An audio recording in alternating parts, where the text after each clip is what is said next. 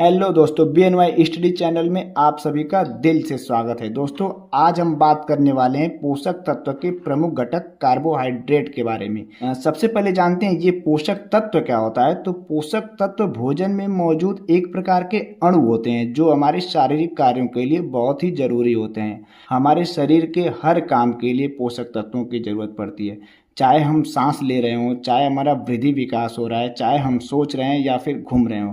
कुछ पोषक तत्वों की तो कम मात्रा में आवश्यकता होती है, लेकिन कुछ पोषक तत्वों की ज़्यादा मात्रा में आवश्यकता होती है। पोषक तत्व कितने होते हैं? तो पोषक तत्व कुल 6 होते हैं। कौन कौन? कार्बोहाइड्रेट, प्रोटीन, वसा, विटामिन, खनिज। ज़्यादा मात्रा में प्रयुक्त होने वाले पोषक तत्व की बात करें तो ये होता है कार्बोहाइड्रेट, प्रोटीन और वसा। और उसी पोषक तत्वों के प्रमुख घटक आज हम कार्बोहाइड्रेट के बारे में चर्चा करेंगे। तो चलिए दोस्तों शुरू करते हैं। करेक्ट, कार्बोहाइड्रेट शरीर के प्रमुख ऊर्जा स्रोतों में से एक है और उसके बारे में संपूर्ण जानकारी निम्नलिखित है। पहले हम कार्बोहाइड्रेट्स के बारे में जानते हैं। ये कार्बोहाइड्रेट्स होता क्या है? तो कार्बोहाइड्रेट्स दो शब्दों से मिलकर बना है, कार्बो और हाइड्रेट्स। कार्बो का अर्थ होता है कार्बन और हाइड्रेट्स का अर्थ होता है हाइड्रोजन और ऑक्सीजन। यानी कार्बन का हाइड्रोजन और ऑक्सीजन के साथ जलीय अनुपात में, ये याद रहे दोस्तों, कार्बन का जलीय अनुपात में जुड़ना ही क्या कहलाता है? कार्बोहाइड्रेट्स कहलाता है। इसके सामान्य सूत्र की बात करें तो कार्बोहाइड्रेट का सूत्र होता है CnH2ON। सबसे छोटे कार्बोहाइड्रेट की बात करें तो ये होता है कार्बन 3, हाइड्रोजन 6 और ऑक्सीजन 3। इसे दोस्तों ट्राइओस कहा जाता है और ये क्या है? ग्लिसरॉल्डेहाइड है। ट्राइओस का एक उदाहरण है ग्लिसरॉल्डेहाइड।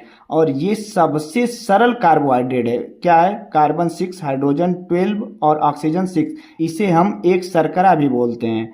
कार्बोहाइड्रेट शब्द को कौन दिया था? तो सन 1844 ईस्वी में जर्मनी के एक वैज्ञानिक थे कार्ल स्मिट।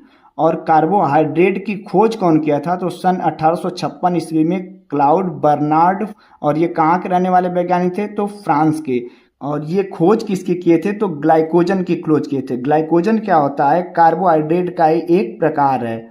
और कहाँ से खोज किए? तो ये पशुओं के लिवर से खोजे थे।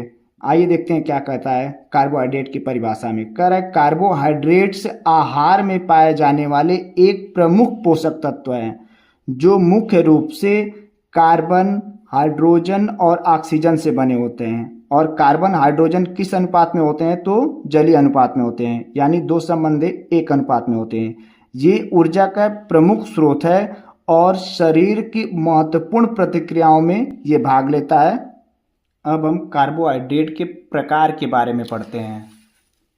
कार्बोहाइड्रेट मुख्यतः 2 प्रकार के होते हैं। एक होता है साधारण कार्बोहाइड्रेट और दूसरा होता है जटिल कार्बोहाइड्रेट। साधारण कार्बोहाइड्रेट में एक होता है मोनोसैकेराइड्स और दूसरा होता है डाइसैकेराइड्स।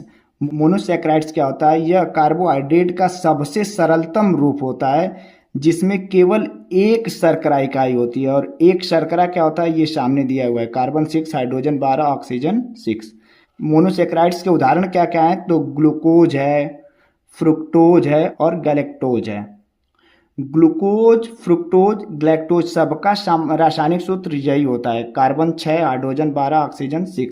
लेकिन इनकी संरचना तीनों की भिन्न भिन्न होती है, इसीलिए इनके 3 अलग अलग नाम हैं। ग्लूकोज मुख्य रूप से पेड़ पौधे और सब्जियों से मिलता है। फ्रुक्टोज जो होता है ये फलों से प्राप्त होता है। और सबसे ज़्यादा फ्रुक्टोज किससे मिलता है? तो अंगूर से मिलता है, अंगूर फल से। और एक है ग्लैक्टोज। ग्लैक्टोज जो होता है ये दुग्ध उत्पाद से प्राप्त होता है। अब कार्बन साधारण कार्बोहाइड्रेट के दूसरे प्रकार की बात करें तो ये होता है डाइसैकेराइड। इसमें 2 मोनोसैकेराइड्स मिलके क्या बनाते हैं? डाइसैकेराइड्स या डिसैकेराइड्स कार्बोहाइड्रेट। उदाहरण की बात करें तो इसमें आता है सुक्रोज। सुक्रोज सीधी सीधे क्या होती है? साधारण चीनी को हम सुक्रोज बोल सकते हैं। और इसमें कितने कार्बोहाइड्रेट होते हैं? तो 2 मोनोसैकेराइड कार्बोहाइड्रेट होते हैं, यानी 2 शर्करा के अणु होते हैं। दूसरा उदाहरण दिया लैक्टोज। लैक्टोज दूध की शर्करा, यानी दूध में जो कार्बोहाइड्रेट होता है उस कार्बोहाइड्रेट को क्या बोलते हैं? लैक्टोज बोलते हैं। और तीसरा है माल्टोज। माल्टोज क्या है? माल्ट में पाया जाता है। माल्टोज सामान्यतः जो अंकुरित अनाज होते हैं उसमें पाया जाता है।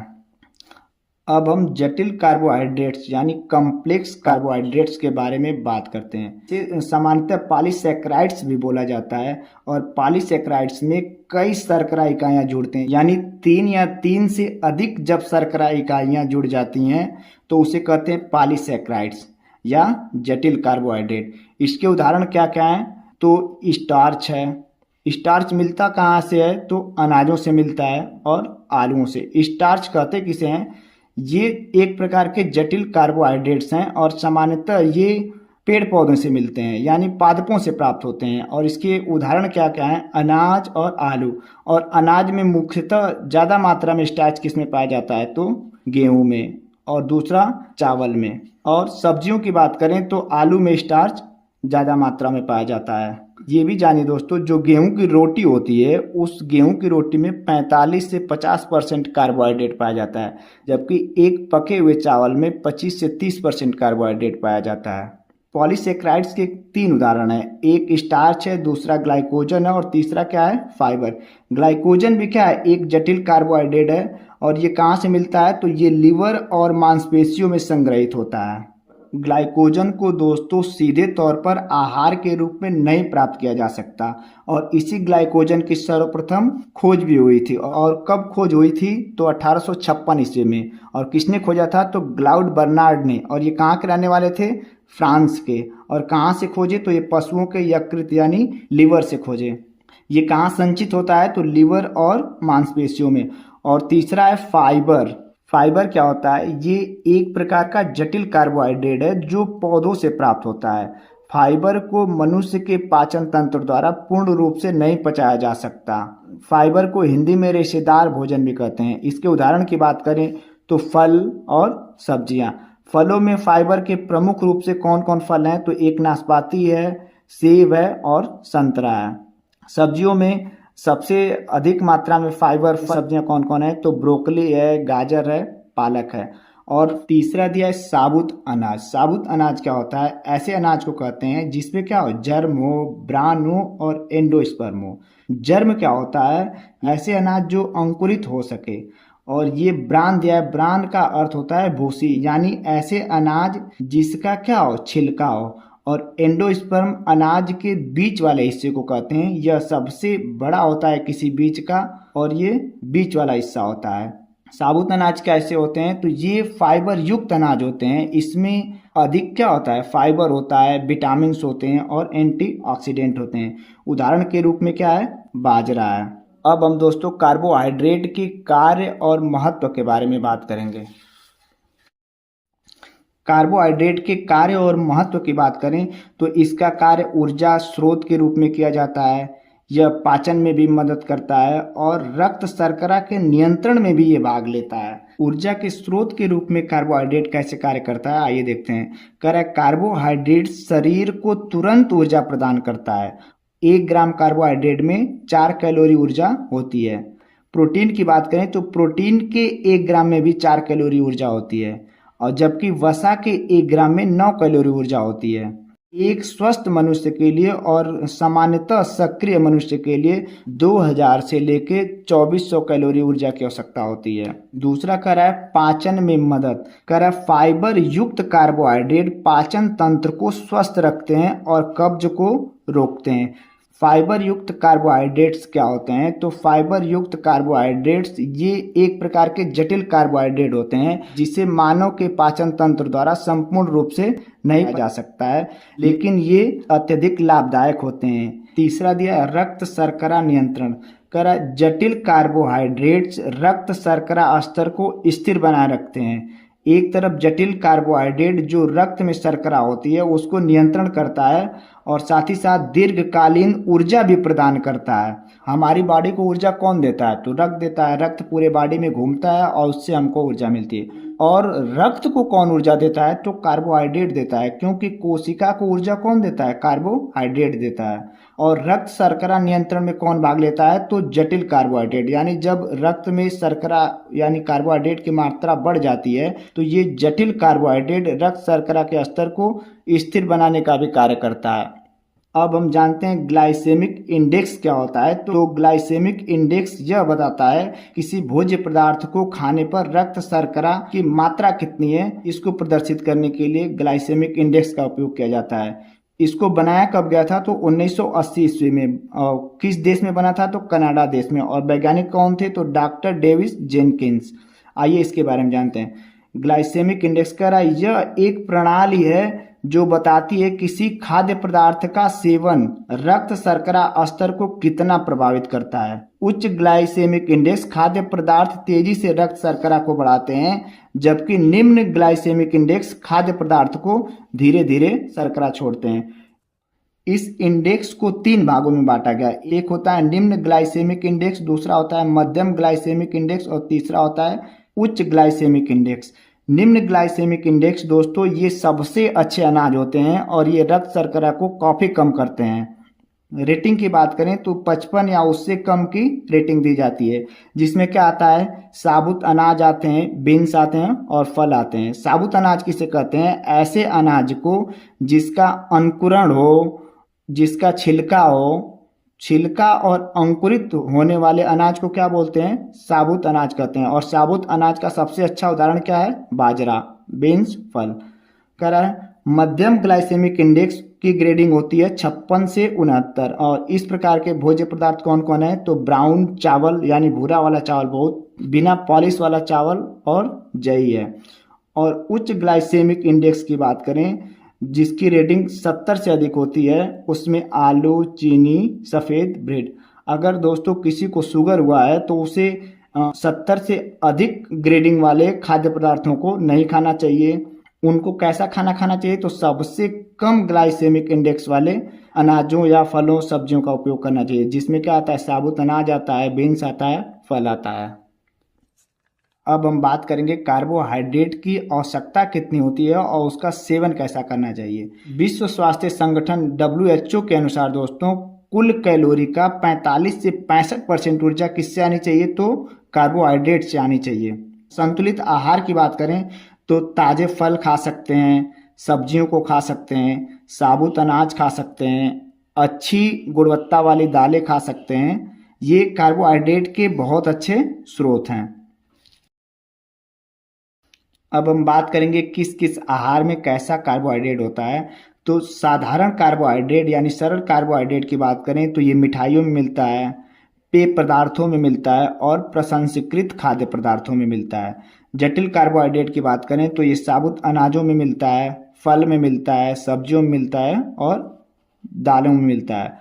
फायदे वाला कार्बोहाइड्रेट कौन होता है, तो जटिल कार्बोहाइड्रेट होता है। और तुरंत ऊर्जा चाहिए तो किसको लेना चाहिए, तो साधारण कार्बोहाइड्रेट यानी सरल कार्बोहाइड्रेट को लेना चाहिए। अब हम आहार संबंधी समस्याओं की बात करते हैं कि कार्बोहाइड्रेट किस मात्रा में लेना चाहिए और ज़्यादा लेने से कौन सी समस्या होती है। पहला दिया है लैक्टोज असहिष्णुता और दूसरा दिया है फ्रुक्टोज का अधिक सेवन।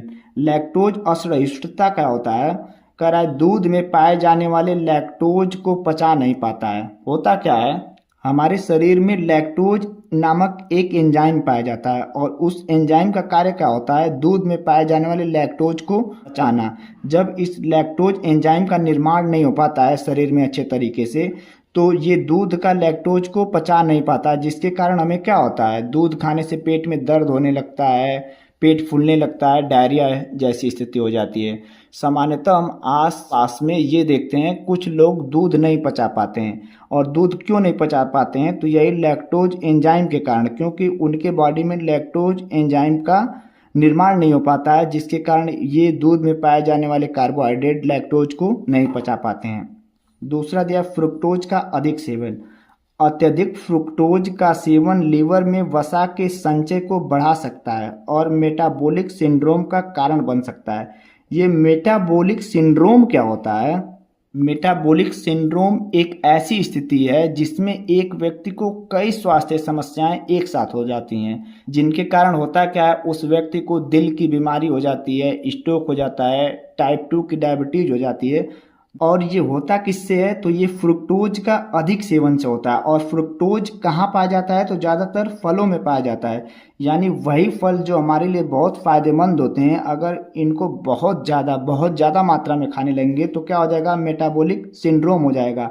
और मेटाबॉलिक सिंड्रोम होने के कारण हमारी क्या हो सकती है, मौत भी हो सकती है। अब हम फाइबर युक्त भोजन के बारे में बात करते हैं।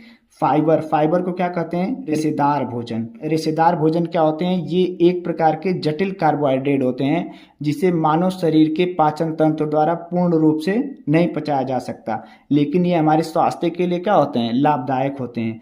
और ये दो प्रकार के होते हैं, एक होता है जल में घुलनशील फाइबर और दूसरा होता है जल में अघुलनशील फाइबर।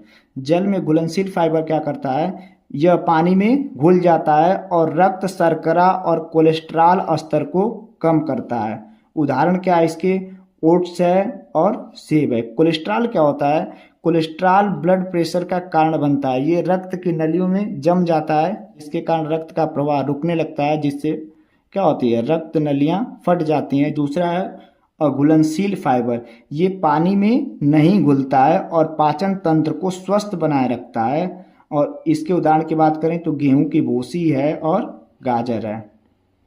अब हम कार्बोहाइड्रेट की खाद्य विविधता और स्रोत के बारे में बात करते हैं कि कार्बोहाइड्रेट के स्रोत क्या क्या हैं और इसकी खाद्य विविधता क्या क्या है। तो अंतर्राष्ट्रीय स्रोत की बात करें तो दोस्तों, हर देशों की अलग अलग संस्कृतियां होती हैं और अलग अलग संस्कृतियों के कारण अलग अलग जगह कार्बोहाइड्रेट अलग अलग तरीके से मिलते हैं। यानी विभिन्न संस्कृतियों में कार्बोहाइड्रेट के स्रोत क्या होते हैं, अलग अलग होते हैं। उदाहरण की बात करें तो जापान में चावल मुख्य स्रोत है किसका, कार्बोहाइड्रेट का। इटली में किससे कार्बोहाइड्रेट मिलता है, तो पास्ता से। भारत में किससे मिलता है, तो गेहूं और दालों से। वर्तमान अनुसंधान या शोध की बात करें तो कह रहा है सुपर फूड्स उच्च फाइबर और प्रोटीन वाले खाद्य पदार्थ जैसे क्विनोआ और चिया बीज जो कार्बोहाइड्रेट्स का स्वस्थ विकल्प प्रदान करते हैं। और नवीनतम अध्ययन कार्बोहाइड्रेट के विभिन्न प्रकारों और उसकी स्वास्थ्य प्रभावों पर शोध जारी है, जैसे कम ग्लाइसेमिक आहार और वर्धित फाइबर खाद्य पदार्थ। वर्धित फाइबर खाद्य पदार्थ क्या होता है, ऐसे खाद्य पदार्थों कहते हैं जिसमें फाइबर की मात्रा को अलग से बढ़ा दिया जाता है। और फाइबर क्या होता है, रेशेदार क्या होते हैं, भोजन होते हैं और ये बहुत ही फायदेमंद होते हैं। इसमें अधिक मात्रा में कार्बोहाइड्रेट और अच्छा वाला कार्बोहाइड्रेट होता है, साथ ही साथ उसमें क्या मिलते हैं, विटामिन होते हैं और एंटीऑक्सीडेंट भी पाए जाते हैं। कहाँ, फाइबर युक्त खाद्य पदार्थों में। तो कम फाइबर युक्त खाद्य पदार्थ में अगर हम फाइबर खाद्य पदार्थ को मिला देंगे तो उसी को क्या बोलते हैं, वर्धित फाइबर खाद्य पदार्थ। अब हम बात करेंगे कि कार्बोहाइड्रेट का पोषण और स्वास्थ्य पे क्या कार्य होता है। तो स्वास्थ्य लाभ की बात करें तो कह रहा है संतुलित मात्रा में कार्बोहाइड्रेट्स का सेवन करने पर शरीर को आवश्यक ऊर्जा की पूर्ति होती है और संपूर्ण स्वास्थ्य को बनाए रखता है। और किसमें काम करता है, वजन प्रबंधन में भी काम करता है। कह रहा है उचित मात्रा में यदि हम जटिल कार्बोहाइड्रेट का सेवन करेंगे तो ये क्या करता है, वजन को नियंत्रित करता है और भूख को भी नियंत्रित करता है। और इस प्रकार दोस्तों कार्बोहाइड्रेट न केवल ऊर्जा प्रदान करने वाले प्रमुख पोषक तत्व है, बल्कि वो शरीर की कई महत्वपूर्ण प्रतिक्रियाओं में भी भाग लेता है। किसमें, ऊर्जा प्रदान करने में, रक्त शर्करा को नियंत्रण करने में, मेटाबॉलिज्म में। उम्मीद करता हूँ दोस्तों वीडियो ये आपको पसंद आई होगी। अगर वीडियो पसंद आई है तो दोस्तों प्लीज़ इस वीडियो को लाइक करें और अपना प्यार देने के लिए हमारे चैनल को सब्सक्राइब करें। धन्यवाद दोस्तों, मिलते हैं अगले वीडियो में।